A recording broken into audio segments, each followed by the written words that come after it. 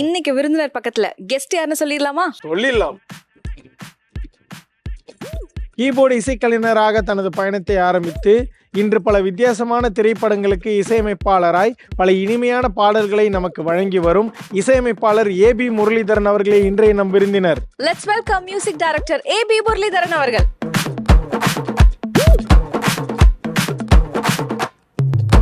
சீனா சீனா ஆனோ மே சீனா.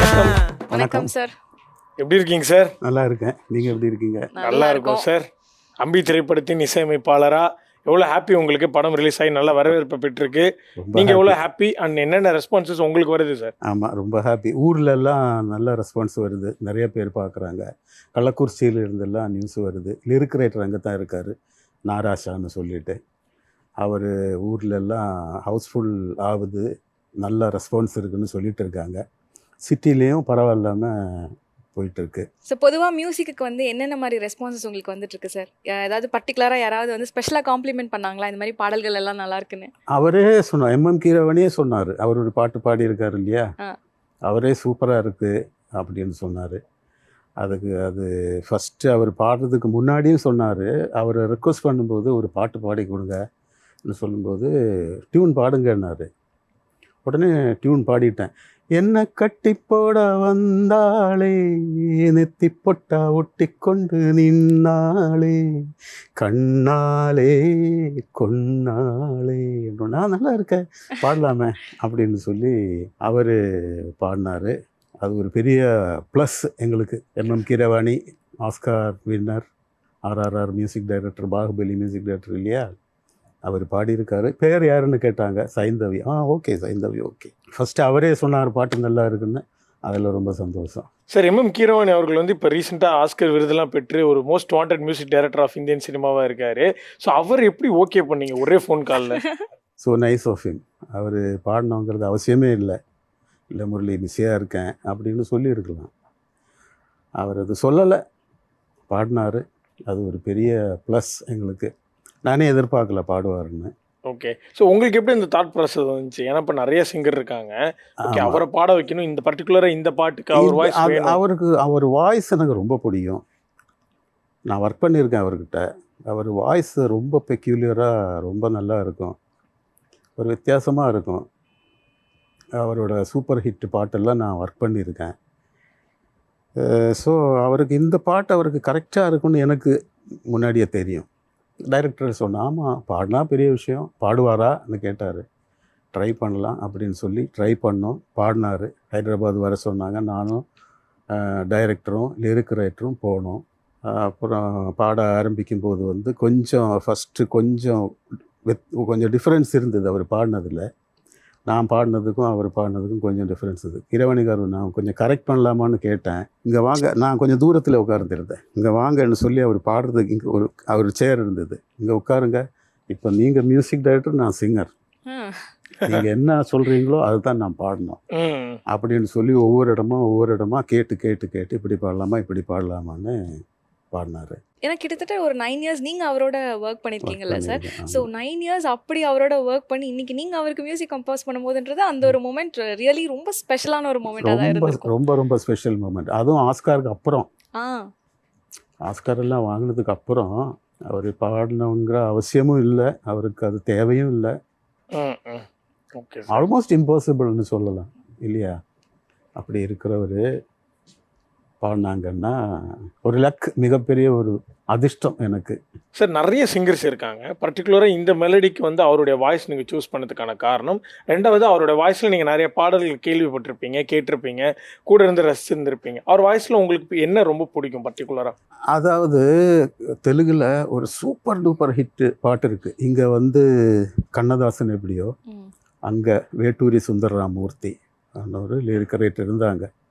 கண்ணதாசன் அதே காலகட்டங்கள் தான். அவர் எழுதின பாட்டு ஒன்று, ராலி போய பூவானி குராகாலந்துக்கே அப்படின்னு வரும். Super duper hit song. அந்த பாட்டு இவர் பாடியிருக்காரு, எம்எம்கே பாடியிருக்காரு.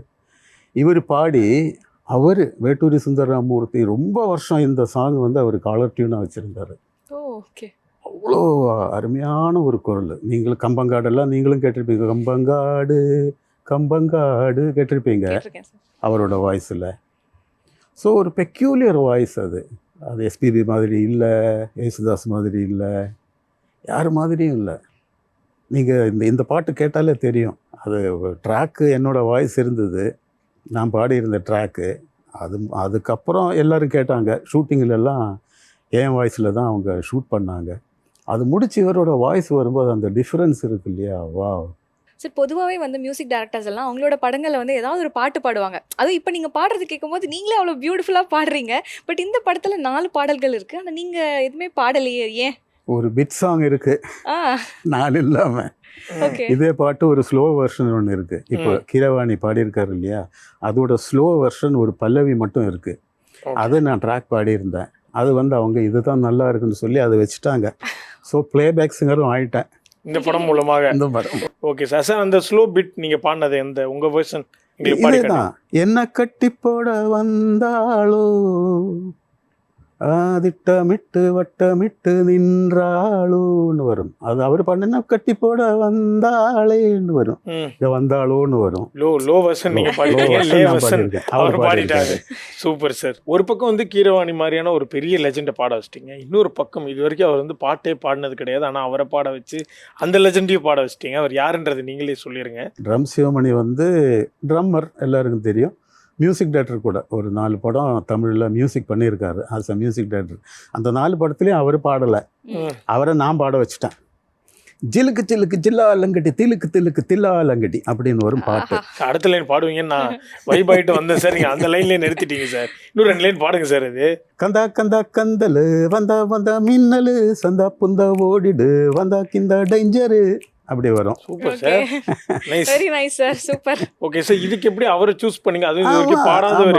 ரிதமிக்கா இருக்குல்ல, அது அவர் ரிதமோட ஆளு தானே.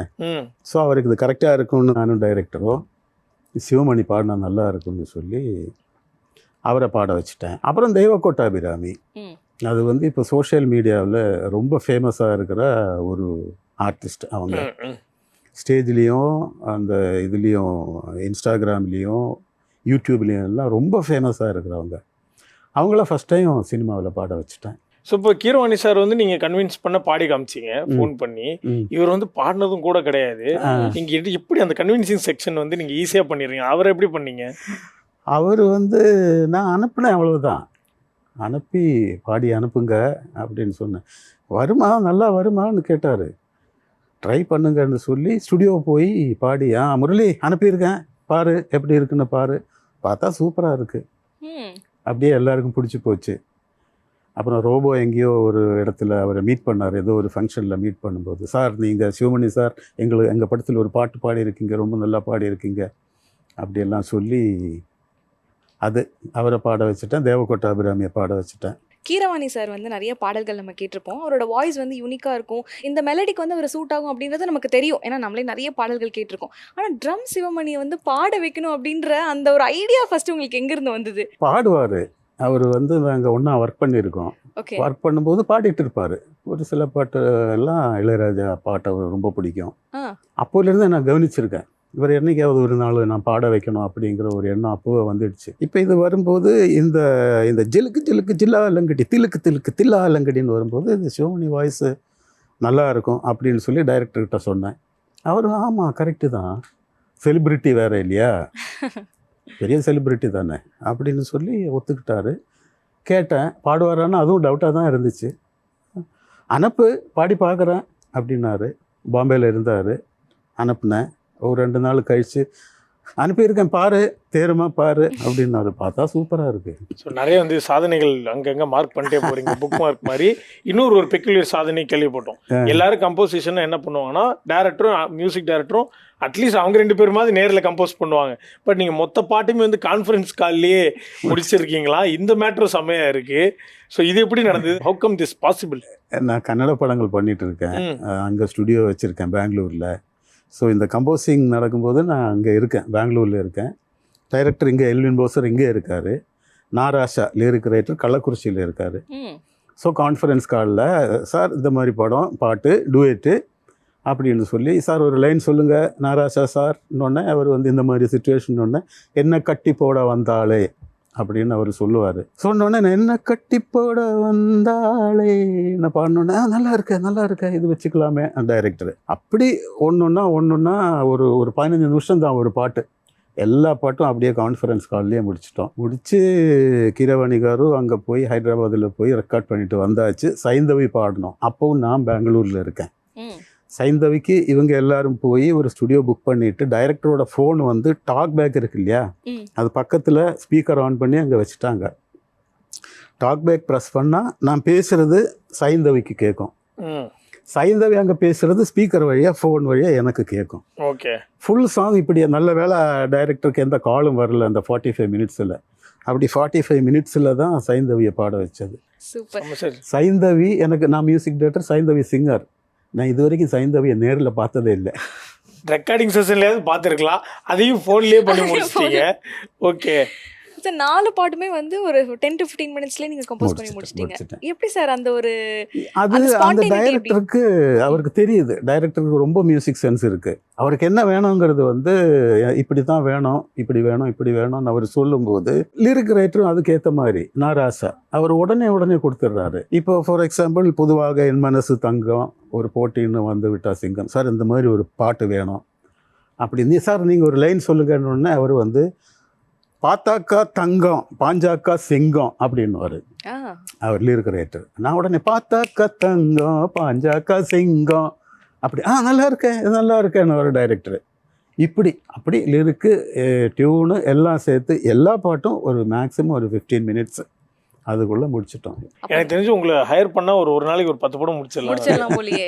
அது நேர்ல உட்கார்ந்து இது பண்ணா டக்கு பண்ணிடுவாரு. கால்ல இருக்கும்போதே அவர் வந்து பயங்கரமா பண்றாரு. கான்ஃபரன்ஸ்ல 15 மினிட்ஸ்னா யோசிச்சு பார்க்குறேன். நீங்கள் பார்த்தா டேரக்டர் எங்களை தான் திட்ட போகிறாரு, ஒரு ஷோக்கு இவ்வளோ நேரம் ரெடி ஆகிறீங்களே அதுக்குள்ளே ஒரு பாட்டே முடிச்சிட்டாருன்னு சொல்ல போகிறாரு சார். சார் இப்போ வந்து பொதுவாகவே வந்து ரோபோ சங்கர் அப்படின்னா டக்குன்னு மைண்டுக்கு வருது இந்த ஹியூமர் தான். காமெடினா நிறையா பார்த்துருக்கோம். பட் ஹீரோவாக அம்பி மூலயமா வந்து ஒரு பயங்கர ஒரு அறிமுகம் என்ட்ரிலாம் கொடுக்குறாரு.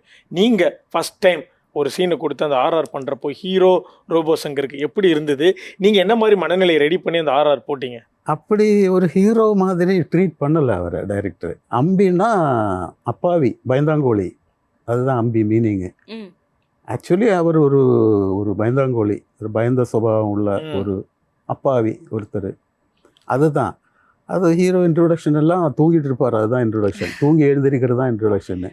பெருசாக ஒரு ஹீரோயிசமாக காட்டல. ஒரு ஃபைட்டு இருக்குது, ஒரு ஃபைட் ஒன்று இருக்குது, அது நல்லா பண்ணியிருக்காரு. பட் அப்படி ஒரு ஹீரோயிசமாக பண்ணலை டைரக்டர். காமெடியாக தான் இருந்தது. அதுவும் அது கரெக்டாக இருந்தது. அவருக்கு ஒரு 40 வயசு இளைஞன், கல்யாணம் ஆகலை. 40 வயசு இளைஞன் கல்யாணம் ஆகலை.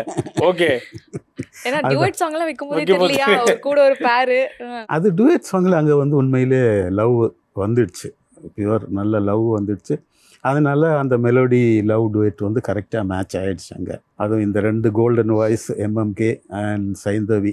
அது யூடியூப்பில் பார்த்தா கமெண்ட்ஸ்லேயே இருக்குது சைந்தவி வாய்ஸை பற்றி நிறைய பேர் பாராட்டி எல்லாம் எழுதியிருக்காங்க. ஸோ இந்த படத்தில் 4 பாட்டு, அதில் உங்களோட ஃபேவரட் சிங்கர்ஸ் எல்லாத்தையுமே பாட வச்சிட்டிங்க சார். பட் வேறு யாராவது உங்களோட ஃபேவரட் சிங்கர்ஸ் நான் பாட வைக்கணும்னு ட்ரை பண்ணேன், பட் என்னால் முடியல, இந்த படத்தில் மிஸ் பண்ணிட்டேன் அப்படின்ற மாதிரி ஏதாவது சிங்கர்ஸ்? கார்த்திக் எனக்கு ஃபேவரேட் தான், எனக்கு பாடியிருக்காரு. ஹரிச்சரன் எனக்கு நிறையா பாடியிருக்காரு. ஸ்ரீனிவாஸ் எனக்கு பாடியிருக்காரு. இவங்க எல்லாம் எனக்கு ரொம்ப பிடிச்ச சிங்கர்ஸு. ஓகே. இந்த படத்துக்கு யாரையாவது ட்ரை பண்ணீங்களா சார்? இந்த பாட்டு இவங்களுக்கு பதிலாக இவங்க பாடினா நல்லா இருக்கும் அப்படின்ற மாதிரி ஏதாவது ஒரு ஐடியா இருந்ததா? இல்லை, அப்படி ஒரு இதே வரல. எம்எம் கீரவாணின்னு டைரக்டரும் எல்லாரும் வந்து நடந்தால் கண்டிப்பாக அது பெரிய விஷயம், நடக்குமாங்கிறது தெரியாதுங்கிற மாதிரி தான் இருந்தாங்க. நடந்துச்சு. சத்யபிரகாஷ் ஆஃப்கோர்ஸ் இப்போ இருக்கிறதுலையே one of the leading singers. Devakottai Abirami ரொம்ப பேர் இருக்குது. சிவமணி ஒரு பெக்யூலியர் டிஃப்ரெண்ட்டான ஒரு யாருமே எதிர்பார்க்காத ஒரு சிங்கரு. நான் பாடின அந்த பிட்டு வந்து ஹரிச்சரன் பாடினா நல்லா இருந்தது. அது மட்டும் அங்கே மிஸ் ஆகிடுச்சு. பட் ஆனால் நீங்கள் பாடினதே சூப்பராக தான் சார் இருக்குது. நீங்கள் வந்து ரொம்ப அண்டர்ரேட்டடாக நினச்சி வச்சுருக்கீங்க. எபிசோடு பாருங்கள் தெரியும் உங்கள் வாய்ஸ் எப்படி இருக்குது அப்படின்னு சொல்லிட்டு. ஸோ பொதுவாக நீங்கள் சொன்னீங்க இதில் இருக்கக்கூடிய இந்த 4 பாடல்களுமே வந்து ஒரு 15 மினிட்ஸ்க்குள்ளே கம்போஸ் பண்ணிட்டு. பட் ஆர்ஆருக்கு ஒரு பயங்கரமான ஒரு நேரம் தேவைப்படும். பட் அதையுமே நீங்கள் சீக்கிரம் முடிச்சிட்டிங்களா? இல்லை டைம் எடுத்து பண்ணேன். நல்ல டைம் கொடுத்தாரு. ஓகே, நல்லா பண்ணுங்க, டைம் எடுத்து பண்ணுங்க, அர்ஜென்ட் எதுவும் இல்லைன்னு சொல்லி எல்லாத்துக்கும் டைம் கொடுத்தாரு. ஓகே. சாங் பிஜிஎம்ஸ் பண்ணுறதுக்காக இருக்கட்டும், மிக்சிங் மாஸ்டரிங்கு, எல்லாத்துக்கும் எதுவும் ஹரிபரி பண்ணாமல் நல்லா பண்ணி கொடுக்கறதுக்கு உண்டான டைமும் கொடுத்தாரு, பட்ஜெட்டும் கொடுத்தாரு. ஸோ அதுவுமே எல்லாமே கான்ஃபரன்ஸ் கால்லேயே முடிச்சிட்டிங்களா சார்? இல்லை அது அப்பப்போ நீ மீட் பண்ணி டிஸ்கஸ் பண்ணி? இல்லை பேக்ரவுண்ட் ஸ்கோருக்கு அங்கே வந்தார், ஓகே, டைரக்டர் அங்கே வந்தார். நான் பண்ணி முடித்ததுக்கப்புறம் வந்து பார்த்து கரெக்ஷன்ஸ் சொல்லி அங்கே வந்து ஹாப்பியாக ஒரு 2 நாள் ஸ்டே பண்ணி பேக்ரவுண்ட் ஸ்கோரு முடித்து அதுக்கப்புறம் லைவ் மிக்சிங் எல்லாம் பண்ணி அப்புறம் இங்கே தான் டிடிஎஸ் பண்ணோம், சென்னையில் தான் பண்ணோம். ஓகே. டிடிஎஸ்லேயே மறுபடியும் கரெக்ஷன்ஸ் சிலது இங்கே மியூசிக் வேண்டான்னு சொல்லி மியூட் பண்ணி அதெல்லாம் பண்ணி தான் முடிச்சிட்டோம். சார் இந்த படத்துலேயே வந்து எக்கச்சக்கமான ஒரு வாவ் ஃபேக்டர்ஸ், இது பயங்கரமாக இருக்குது, இது பயங்கரமாக இருக்குன்னு எல்லாமே ஒரு படத்துலேயே வந்து பயங்கரமான விஷயத்தெல்லாம் பண்ணிட்டீங்களே சார். உங்களோட இந்த சினிமா ஜேர்னி எங்கேருந்து ஸ்டார்ட் ஆச்சு? யார்கிட்டலாம் நீங்கள் இது வரைக்கும் அசிஸ்டண்ட்டாக ஒர்க் பண்ணியிருக்கீங்க? சங்கர் கணேஷில் ஸ்டார்ட்டு. ம், சங்கர் கணேஷில் நான் வாசிக்கும்போது நான் சங்கர் கணேஷோட ஆஸ்தான கீபோர்ட் பிளேயரு. ஓ, ராஜ்கோட்டின்னு அதே மாதிரி இரட்டையர்கள், சங்கர் கணேஷ் 2 பேர், ராஜ்கோட்டி 2 பேர். இவங்க மோஸ்ட்லி தமிழ், அவங்க தெலுங்கு. ஓகே. ராஜ்கோட்டின்னு ஒரு மியூசிக் டைரக்டர் இருந்தாங்க. அங்கே திலீப்னு ஒரு கீபோர்ட் பிளேயர் இருந்தான். நானும் திலீப்பும் ரொம்ப க்ளோஸ் ஃப்ரெண்ட்ஸு. அங்கே திலீப் கிட்ட அங்கே ராஜ்கோட்டிக்கு இங்கே ரெக்கார்டிங் இல்லைன்னா நான் அங்கே போய் வாசிக்கிறது உண்டு. திலீப் ஒரு கீபோர்டு, பக்கத்தில் நான் ஒரு கீபோர்டு. அப்போ லைவ் வாசிக்கிற காலத்திலிருந்து, லைவ்னா இன்னைக்கு கச்சேரி எப்படி வாசிக்கிறாங்களோ அந்த மாதிரி நாங்கள் ரெக்கார்டிங் வாசிக்கிற ஒரு காலம் இருந்துச்சு. ஓகே. சாங்ஸ் கம்போஸ் பண்ணும்போது லைவா கீபோர்டும் அப்படியே? ரெக்கார்டிங்னா லைவ் தான். ஓகே. எஸ்பிபி பாடிட்டு இருப்பாரு, எஸ்பிபி சித்ரா 2 பேரும் அங்கேயே பாடிட்டு இருப்பாங்க, நாங்கள் வாசிக்கணும். இப்படி ஃபுல் சாங் கேப்பே இல்லாமல் வாசிக்கிறாங்க இல்லையா இன்னைக்கு கச்சேரி. இதே தான் ரெக்கார்டிங்னு ஒரு காலம் இருந்துச்சு. கையில தான் வாசிக்கணும், வேற ஒரே கீபோர்டு தான். ஒரு கீபோர்டு வச்சுட்டு டைரெக்டாக உள்ள கனெக்ஷன் கொடுத்துடுவாங்க. அங்கே இருந்து வந்தவங்க நானும் திலீப்பும் எல்லாம் அந்த ரெக்கார்டிங் காலத்திலிருந்து வந்தவங்க. அப்புறம் அதை கொஞ்சம் கொஞ்சமாக கம்ப்யூட்டருக்கு போக ஆரம்பிச்சிடுச்சு. ஃபஸ்ட்டு கம்ப்யூட்டர் இல்லை, கம்ப்யூட்டரைஸ்டு ஹார்ட்வேர் இன்ஸ்ட்ருமெண்ட் வந்துடுச்சு. இங்கே வாசிச்சா அங்கே ரெக்கார்ட் ஆகும்னா அந்த சவுண்ட் இல்லை ரெக்கார்ட் ஆகுறது, அந்த டேட்டா போய் ரெக்கார்ட் ஆகும். ஓகே. அந்த டேட்டா ரெக்கார்ட் ஆச்சுன்னா இப்போ ஒரு பியானோ டோன் இருக்குது, பியானோ டோனில் நாங்கள் வாசிச்சாச்சு, அது அந்த டேட்டா ரெக்கார்ட் ஆச்சு. இங்கே பியானோ டோன் மாற்றி ஒரு கிட்டார் டோன் போட்டால் கூட அது ப்ளே ஆகும். ஏன்னா அங்கே சவுண்ட் ரெக்கார்ட் ஆகலை, டேட்டா தான் ரெக்கார்ட் ஆகிருக்கு. அந்த கம்ப்யூட்டரைஸ்டு இன்ஸ்ட்ருமெண்ட்டுக்கு ஒரு ஃப்ளாப்பி டிஸ்க் போட்டுறதுக்கு ஆல்மோஸ்ட் 1 lakh விலை. அப்போ உள்ள 1 lakh. அதிலிருந்து கொஞ்சம் கொஞ்சமாக கம்ப்யூட்டருக்கு வந்து ஃபஸ்ட்டு பிசிக்கு வந்துடுச்சு, விண்டோஸில் வந்துடுச்சு, அப்புறம் மேக்கின்டோஷுக்கு வந்துடுச்சு. இந்த விண்டோஸு, இந்த மேக்கின்டோஷ் எல்லாம் நாங்கள் எல்லாம் சொந்தமாக கற்றுக்கிட்டோம். எங்கள் காலத்தில் வந்து கம்ப்யூட்டர் எஜுகேஷன் கிடையாது. நாங்கள் தனியாக அந்த கேட்லாக் மட்டும்தான், இன்டர்நெட்டு கிடையாது. அந்த கேட்லாகில் எல்லாமே கம்மியாக தான் இருக்கும் இன்ஃபர்மேஷன். அதை வச்சு கஷ்டப்பட்டு கற்றுக்கிட்டு அந்த லைவிலிருந்து இதுக்கு கொண்டாந்தது திலீப்பு, நான், அப்புறம் இன்னொருத்தர் சந்திரசேகரன் ஒருத்தர் இருந்தார், இளைய நீலா, அதில் கிட்டார் வாசித்தவர். நாங்கள் எல்லாம் தான் அந்த லைவ் பிளேயிங்கிலிருந்து இதுக்கு கொண்டாந்தது. அந்த திலீப் தான் இன்னைக்கு இருக்கிற AR Rahman. Super sir, nice. இது கேட்கும்போது பயங்கர சுவாரஸ்யமாக இருக்குது. இங்கே கொண்டாந்ததே இன்னைக்கு எல்லாரும் பண்ணுறாங்க இல்லையா, கம்ப்யூட்டர் வச்சு எல்லாரும் பண்ணுறாங்க. இது இங்கே கொண்டாந்தது நாங்கள் ஒரு 2-3 பேர் தான் இண்டஸ்ட்ரியிலே. சார் அப்படி தமிழ் சினிமாவில் நாங்கள் பார்த்து வியந்த சூப்பர் டூப்பர் பாடல்களில் உங்களோட அந்த கீபோர்ட் வாசித்தது எந்தெந்த பாடல்கள்? ஒரு காதல் தேவதை பூமியில் வந்தார், ஒரு காதல் காவியம் கொண்ட சேவல் கூவும் நேரம், குக்கு குக்கு. அது ஸ்டார்டிங்கே நான் தான், அது ஸ்டார்ட் பண்ணுறதே நான் தான். அந்த மாதிரி எக்கச்சக்க பாடல்கள். அப்புறம் தெலுங்கு தான் அதிகமாக நான் கீரவாணிகார்கிட்ட. ஹிந்தி தூமிலே தில்கீலேன்னு ஒரு சூப்பர் ஹிட் பாட்டு இருக்குது கிரிமினல்ங்கிற படத்தில், அது நான் வாசிச்சிருக்கேன். அந்த மாதிரி ஏகப்பட்ட நான் நினைக்கிறேன் ஒரு அப்ராக்சிமேட்டு ஒரு 5000 பாட்டு வாசிச்சிருப்பேன். 5000 to 6000 பாட்டு வாசிச்சிருப்பேன். ஒரு இசை கலைஞனா. மியூசிக் டைரக்டராக வந்து ஒரு 25 படம் பண்ணியிருக்கேன். ஓகே சார், இப்போ நீங்கள் சொன்னீங்களே சார், உங்கள் கூட வந்து கீபோர்டு வாசித்தவங்க அங்கங்கே இப்போ நீங்கள் பார்க்குற திலீப், ரஹ்மான் அப்படின்ற மாதிரி ஒரு சில விஷயங்கள் சொன்னீங்க. ஸோ அவங்களாம் அங்கங்கே மியூசிக் டைரக்டர் ஆகும்போது எங்கே நீங்கள் ரியலைஸ் பண்ணீங்க அந்த கரியர் டிஃப்ரென்ஸ் ஸ்டார்ட் ஆகிற அந்த ஒரு நேரம் எங்கே டிஃபர் ஆகுது உங்களுக்கு அப்படின்ற மாதிரி நீங்கள் யோசிச்சிங்க சார்? இங்கே வந்து திறமைக்கு எந்த விதமான இம்பார்ட்டன்ஸும் கிடையாது சினிமா இண்டஸ்ட்ரியில். திறமை இருக்கணும், டேலண்ட் மீட்ஸ் லக்கு தான் ஏஆர் ரஹ்மான், இளையராஜா. டேலண்ட் வந்து ஹையஸ்ட் டேலண்ட் இருக்குது, லக்கும் இருக்குது. Harris Jayaraj talented and luck Minnale இல்லையா? AR Rahman talent plus luck. Roja, Annakili டேலண்ட்டும் இருக்குது, லக்கும் இருக்குது. நல்ல டேலண்ட் இருந்து லக் இல்லாமல் போனவங்க எத்தனையோ பேர் இருக்காங்க. அந்த காலத்துலேயும் இருக்காங்க, இன்றைக்கும் இருக்காங்க. ஸோ ஹார்ட் ஒர்க்கும் பண்ணியிருப்பாங்க, டேலண்ட்டும் இருக்கும், லக் இல்லாமல் போயிருக்காங்க. ஆமாம். L Vaidyanathan extraordinary musician. அவர் வரவே இல்லையே, நீங்கள் பேர் கூட கேள்விப்பட்டிருக்க மாட்டீங்க. சார் ஃபர்ஸ்ட் டைம் நீங்கள் சொல்லி கேள்விப்படுறோம். எல் வைத்தியநாதன். அது ஒரு எக்ஸாம்பிள் நான் சொல்கிறது. என்னோட குருநாதர் தாஸ் டேனியல்னு எக்ஸ்ட்ராடினரி மியூசிஷியன். அவருக்கு வாய்ப்பே வரல. வாய்ப்பு வந்தால் தான், கரெக்டான வாய்ப்பு கிடைச்சா தான். ப்ராப்பரான ஒரு டைம் கிடைக்கணும், கிடைச்சாதான் அந்த டேலண்ட்டை ஷோகேஸ் பண்ண முடியும். அது டேலண்ட் மீன்ஸ் லக்கு தான். AR Rahman okay sir, highly talented, highest லக்கும் கிடைச்சிருக்கு இல்லையா? ரோஜாங்கிறது வந்து ஈஸி இல்லை, அது கிடைச்சிருக்கு. அவர் வேலை அவருக்கு தெரியும், யார் ஹெல்ப்பும் தேவையில்லை, எல்லாமே அவரை பண்ணுவார். A to Z அவரே பண்ணுவார். நாங்கள் எல்லாம் அந்த கேட்டகரி தான். கம்போசிங் பண்ணி, அது ப்ரோக்ராம் பண்ணி, அரேஞ்ச் பண்ணி, அதை ரெக்கார்டிங், லைவ் ரெக்கார்டிங் வாசிக்க வச்சு எல்லாமே நாங்கள் தான் பண்ணுவோம். ஒன் மேன் ஷோ தான். கீபோர்ட் பிளேயர்ஸ் எல்லாருமே ஒன் மேன் ஷோ தான். அந்த லிஸ்ட்டில் இருக்கிறது ரஹ்மான், யுவன், ஹாரிஸ், இதெல்லாம் ஒன் மேன் ஷோ. இப்போது ரஹ்மான் சார் வந்து பெரிய மியூசிக் டைரக்டர் ஆனதுக்கப்புறம் நீங்கள் அவரோட கீபோர்ட் பிளேயராக வந்து ஒர்க் பண்ணியிருக்கீங்களா? ஆமாம், ஒர்க் பண்ணியிருக்கேன். பட் செகண்ட் ஷிஃப்ட்டு, அங்கே மெயின் ஷிஃப்ட்டுக்கு நான் இப்போ போகலை. செகண்ட் ஷிஃப்ட்டு வந்து நிறையா படங்கள் வரும்போது பேக்ரவுண்ட் ஸ்கோர் வேறு யாரையாவது ஒப்படைச்சிடுவாங்க. ஓகே. ராஜாமணின்னு ஒருத்தர் இருந்தார், இப்போ இல்லை, அவர் பண்ணுவார். அப்போ வந்து வண்டிச்சோலை சின்ன ராசு, அதுதானே படம் பேர். அந்த படம் எல்லாம் ராஜாமணி தான் பண்ணார். அங்கே போய் வாசிச்சிருக்கேன் நான். ஸோ ரஹ்மானுக்கும் நான் வாசிச்சிருக்கேன். ரோஜாவுக்கு அப்புறம் கூட இவர் கீபோர்டு வாசிக்க வந்தார். நான் இப்போ சொன்னேன் இல்லையா, எல் வைத்தியநாதன், அவரோட ரெக்கார்டிங் கோதண்டபாணி ஸ்டுடியோ இருந்தது, இப்போ இல்லை. அங்கே வந்து வாசிச்சிருக்காரு திலீப். ஓ, லைக் ஆஃப்டர் ரோஜா ரிலீஸ்மே ரஹ்மான் சார் வந்து வாசிச்சிருக்காரு. ரெண்டு படம் நாங்கள் ஒன்றா ஒர்க் பண்ணியிருக்கோம். இன்னொன்று வந்து ஷியாம்னு சொல்லி ஒரு மியூசிக் டைரக்டருக்கு, அதுவும் கோதண்டபாணி தான், வந்து கீபோர்டு வாசிச்சிருக்காரு ரோஜாவுக்கு அப்புறம்.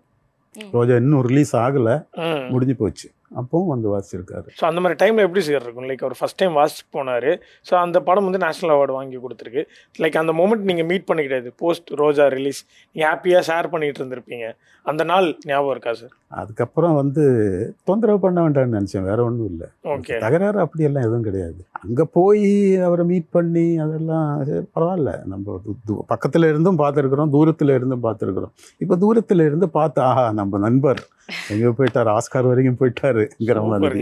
சார், உங்களோட அந்த மியூசிக் டைரக்டர் ஆகணுன்ற அந்த கனவு, இல்லை உங்களோட அந்த லக், அது முதல் படம் எந்த படத்தில் அமைஞ்சது சார்? ராமோஜி ராவ் தான் எனக்கு ஃபஸ்ட்டு படம் கொடுத்தது. அதே நேரத்தில் நான் வந்து கீபோர்ட் பிளேயராக மலையாளத்தில் ராஜசேனன் ஒரு மியூசிக் டைரக்டர் கோதண்டபாணியில் ஒரு படம், ஜெயராமோட படம் ஒர்க் பண்ணிட்டு இருக்கும்போது நான் பேக்ரவுண்ட் ஸ்கோர் பண்ணிகிட்டு இருக்கேன், வாசிட்டு இருக்கேன். அவர் வந்து இவர் நல்லா பேக்ரவுண்ட் ஸ்கோர் பண்ணுறாரு, இவருக்கு ஒரு படம் கொடுக்கலாம்னு சொல்லி மலையாளத்தில் எனக்கு ஒரு படம் கொடுத்தாரு. அப்படி இந்த ரெண்டு படங்களுமே என்னை தேடி வந்தது தான். நானாக போய் கேட்டு, ஏன்னா நான் பிஸியாக கீபோர்ட் பிளேயராக, இப்போ கூட கீபோர்ட் பிளேயராக தான் இருக்கேன், நான் வாசிட்டு தான் இருக்கேன் மற்ற மியூசிக் டைரக்டருக்கு. இந்த அம்மி படத்தில் ஏதாவது சாங்க்கு கீபோர்டு ஏதாவது ப்ளே எல்லாமே நான் தான், கீபோர்டும் எல்லாம் நான் தான். ஓகே. இப்போ நீங்கள் யூடியூப்பில் பார்த்தீங்கன்னா music composed, programmed and produced by AP Muralidharan வரும். சூப்பர். ப்ரொடியூஸ்டுனா அது ப்ரோக்ராம் பண்ணி அதெல்லாம் பண்ணுறது எல்லாமே ஒன் மேன் ஷோ தான். எல்லாமே நீங்கள் தான் A to Z. இதுக்கப்புறமும் நீங்கள் கீபோர்ட் மற்ற லைக் மியூசிக் டைரக்டர்ஸ்க்கும் ப்ளே வாசிட்டு தான் இருக்கேன். சூப்பர். அது ஒரு ஈஸி ப்ரொஃபஷன். ஜாலியாக உங்களுக்கு அந்த தெரிஞ்ச கலை அழகாக போய் வாசிச்சு. Super sir. ரெஸ்பான்சிபிலிட்டி எதுவும் இல்லை, இதுன்னா பயங்கரமான ரெஸ்பான்சிபிலிட்டி இருக்குது. Super sir. கடைசி வரைக்கும், ரிலீஸ் வரைக்கும் நம்ம பதில் சொல்ல வேண்டியதாக இருக்குது. ரிலீஸ்லேயே நம்ம பேர் கட்டு போயிடக்கூடாது. ஓகே. மிக்சிங் சரியில்லை, பேக்ரவுண்ட் ஸ்கோர் சரியில்லைன்னு வரக்கூடாது. ஓகே. ஸோ கிட்டத்தட்ட ஒரு 30 years ப்ளஸ் வந்து நீங்கள் கண்டினியூ பண்ணிருக்கீங்க ஜர்னியை. 30+. ஆல்ரைட். அண்ட் கிட்டத்தட்ட 4 லாங்குவேஜில் நீங்கள் வந்து மியூசிக் கம்போஸ் பண்ணியிருக்கேன். ஹிந்தி கூட பண்ணியிருக்கேன். ஓகே. ஸோ இந்த மாதிரி மல்டிபிள் லாங்குவேஜஸில் பண்ணும்போது சார், அந்த டிஃப்ரென்சஸை நீங்கள் எப்படி பார்க்குறீங்க? எல்லாமே பிகாஸ் எங்களுக்கு பார்க்கும்போது எல்லாமே எங்களுக்கு டிஃப்ரெண்ட்டாக தெரியும். பட் ஒரு மியூசிக் கம்போசராக உங்களுக்கு அதில் பர்டிகுலராக ஏதாவது சேலஞ்சஸ் இருக்குமா, இல்லை உங்களுக்கு மியூசிக்கில் எல்லாமே ஒரே மாதிரி தான் இருக்கும்? நான் எல்லா லாங்குவேஜும் நான் ஒர்க் பண்ணியிருக்கேன். எல்லா மியூசிக் டைரக்டர்கிட்டையும் ஒர்க் பண்ணியிருக்கேன். தெலுங்கு ஒர்க் பண்ணியிருக்கேன், கன்னடா அந்த காலத்திலேருந்து ரவிச்சந்திரன் படங்களெல்லாம் நான் ஒர்க் பண்ணியிருக்கேன், மலையாளம் ஒர்க் பண்ணியிருக்கேன், தமிழ். ஸோ அந்த டிஃப்ரென்ஸு தெரியும் எங்களுக்கு. மலையாளம் கொஞ்சம் இப்படி தான் இருக்கும், தமிழ்னா அது ஒரு தனியாக இருக்கும். அது எங்களுக்கு தெரியும். மியூசிஷியன்ஸாக இருக்கிற எல்லா மியூசிஷியன்ஸுக்கும் தெரியும் அது. ம். தெலுங்குனா இன்னும் கொஞ்சம் ரித்தமிக்காக இருக்கும், கொஞ்சம் நாட்டு இது குத்து அதிகமாக இருக்கும். இங்கே என்ன கொஞ்சம் மெலோடி விரும்புவாங்க. இங்கே ம். கன்னடத்துலேயும் கொஞ்சம் மெலோடி விரும்புவாங்க. அப்படி அந்த டிஃப்ரென்ஸு எல்லா மியூசிஷியன்ஸுக்கும் தெரியும். ஓகே. எங்களுக்கு அது அவ்வளோ கஷ்டம் கிடையாது. ஓகே. பட் பொதுவா வந்து மியூசிக்குக்கு லாங்குவேஜ் இருக்காது அப்படின்னு சொல்லுவீங்க. பட் நீங்க என்னென்ன சேஞ்சஸ் பண்ணுவீங்க சார் இந்த வேற வேற லாங்குவேஜஸ்ல ஒர்க் பண்ணும்போது? முடிஞ்ச அளவுக்கு அந்த லாங்குவேஜில் என்னென்ன இன்ஸ்ட்ருமெண்ட்ஸ் அவங்க அதிகமாக யூஸ் பண்ணுவாங்கன்னு பார்த்து அது யூஸ் பண்ணுறதுக்கு ட்ரை பண்ணுவோம். ஓகே. ஸோ இன்ஸ்ட்ருமெண்ட்ஸ்ல தான் நம்ம வந்து அந்த சேஞ்சஸை நீங்க காட்டுவீங்க. ஆமாம். ஃபார் எக்ஸாம்பிள் இப்போ வீணை வந்து அங்கே கன்னடத்தில் ரொம்ப வீணை விரும்புவாங்க, இங்கே அதிகமாக ஃப்ளூட்டு விரும்புவாங்க. ஓகே. அதனால் மேக்ஸிமம் எல்லோரும் ஃப்ளூட்டு தான் அதிகமாக, ஈவன் புது மியூசிக் டைரக்டர்ஸ் கூட அதான் யூஸ் பண்ணுவாங்க. ஸோ அதுக்கேற்ற மாதிரி அந்தந்த லாங்குவேஜுக்கு ஏற்ற மாதிரி பண்ணுறது உண்டு. ஸோ உங்களுக்கு கம்ஃபர்டபுளான ஒரு இன்ஸ்ட்ருமெண்ட் சார், இதை போட்டால் நான் எந்த ஹீரோவாக இருந்தாலும் ஒரு மாஸ் எலிவேஷன் கொடுத்துருவேன் அப்படின்னு எல்லாருக்கும் ஒன்று ஒன்று இருக்கும். ஸோ அது மாதிரி உங்களுக்கு ஏதாவது ஒரு பர்டிகுலர் இன்ஸ்ட்ருமெண்ட்? கீபோர்டு தான். கீபோர்டு தான், கீஸ் தான். ஓகே, கொடுத்தா ஃபயர் பண்ணிடுவீங்க. Super sir. உங்களுக்கு அந்த மாதிரி இப்போ நீங்கள் சோஃபார் நல்ல நல்ல படங்கள் பண்ணிட்டு வந்திருக்கீங்க. ஸோ ஸ்டில் நீங்கள் வந்து இன்ட்டு மியூசிக் உங்கள் ஆர்ட் ஃபார்ம் உங்களோட ஹார்ட் ஒர்க் பண்ணிகிட்ருக்கீங்க. உங்களுக்கு ஏதாவது ஒரு ட்ரீம் ஹீரோ இருப்பாங்கள்ல, இவங்களுக்கு நான் வந்து பயங்கரமாக பிஜிஎம் கம்போஸ் பண்ணி கலக்கிடுவேன் அப்படின்னு உங்களுக்கு ஏதாவது ஒரு ஃபேவரட் ஹீரோ, ஒரு நாள் இவர் படம் நான் பண்ணிடணும் அப்படின்னா யார்? வேற யாரு? அவர் தான். அவரு யாரு சார்? அவர் யாருன்னு நீங்கள்? அவங்க அந்த 2 பேர் தான். அதுக்கு கீழே இருக்கிற Rajini sir and Kamal sir. கரெக்டா? சூப்பர். ஸோ அவங்களுக்கு தான். ஓகே. பட் இது வரைக்கும் வேற ஏதாவது படங்கள் அவங்களுக்கு ஒர்க் பண்ணிருக்கீங்களா சார்? வேற ஏதாவது music director? அவங்க படங்கள் நிறைய ஒர்க் பண்ணியிருக்கேன். ஆ. ஆமாம், அவங்க படங்கள், அவங்க ஒர்க் பண்ணுற படங்கள் தெலுங்கில் பண்ணியிருக்கேன். கீரவாணிகர்கிட்ட ஒர்க் பண்ணும்போது அவங்களுடைய ம். படங்கள் ஒர்க் பண்ணியிருக்கேன். சந்திரமுகி பண்ணியிருக்கேனே, ஓ, ஓகே. சந்திரமுகி ஒர்க் பண்ணியிருக்கேன் வித்யாசாகர் கூட. அப்படி நிறைய ஒர்க் பண்ணியிருக்கேன். அப்படி இது என்ன எல்லாரும் work பாட்டுன்னு பண்ணியிருக்கேன். ஏதாவது ஞாபகம்? இல்லை, பாட்டு இல்லை, background score. Background Background score. score. Super. Chandramukhi background score work பண்ணியிருக்கேன். ஊர்காவல்னு ஒரு படம், ம். பழைய படம், பழைய படம். மனோபால், அது ஒர்க் பண்ணியிருக்கேன். கமல் சாரோட படம் கீரவாணிகார் மியூசிக்கு, ம். அது ஒர்க் பண்ணியிருக்கேன். வித்யாசாகர்கிட்ட நிறையா ஒர்க் பண்ணியிருக்கேன். ஜெய்ஹிந்துக்கெல்லாம் முன்னாடி நிறையா தெலுங்கு படங்கள் பண்ணிட்டு இருந்தார். ம். சிரஞ்சீவி படங்கள் கூட, சிரஞ்சீவி தான் அங்கே, எங்கே ரஜினிகாந்த் எப்படியோ அங்கே. ம். அப்படி இருக்கிற காலத்தில் நிறையா சிரஞ்சீவி படங்கள் வித்யா பண்ணிகிட்டு இருந்தார். அப்போ வித்யாகிட்ட நான் ஒர்க் பண்ணிகிட்டு இருக்கேன். அதுக்கப்புறம் தான் நான் கீரவாணிகார்கிட்ட வந்தேன். அப்புறம் கீரவாணிகார்கிட்ட வந்து அவர்கிட்ட ஒர்க் பண்ணிட்டு இருக்கும்போது ஒரு நாளைக்கு என்ன சொன்னார்னா, முரளி, நாளைக்கு நீங்கள் கொஞ்சம் ஏவிஎம் ஆர்ஆர் போயிடுங்க, என் தங்கச்சி மியூசிக் பண்ணுறான், ஸ்ரீலேகான்னு பேர், 13 வயசு தான். ஆ. ஓ, ஸ்கூலுக்கு போகாமல் எப்போ பார்த்தாலும் மியூசிக்குன்னு இங்கேயே அவங்க அண்ணன் கூடயே இருப்பாங்க. சின்ன பிள்ளையிலேருந்து அண்ணன் கூட வந்து மியூசிக்லேயே இருப்பாங்க. அப்படின்னு சொல்லி 13 வயசில் மியூசிக் டைரக்ஷன் சான்ஸ் வந்துடுச்சு. ஏவிஎம் ஆர்ஆரில் ரெக்கார்டிங்கு. அப்போ போனோன்னு விசாரிப்போம் இல்லையா, யார் படம் என்ன படம்னா, எஸ்ஏ சந்திரசேகர் சாரோட படம். யார் ஹீரோ? அவங்க பையன் நடிக்கிறாங்க. ஆ. விஜய் சார். ஓகே. வாவ். அப்போ எஸ்என் சுரேந்தர் அண்ணா இருந்தார். முரளி, என்ன முரளி எப்படி இருக்கீங்க, அது இதுன்னு சொல்லி எங்கள் தங்கச்சி வந்து பாட சொன்னாங்க அப்படின்னு சொல்லி அவங்களும் இருந்தாங்க.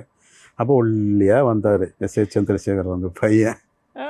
வந்து உள்ளே போய் பாட்டு பாடி, அடமாப்பிள்ள அப்படி ஒரு பாட்டு இருக்கும், ம்.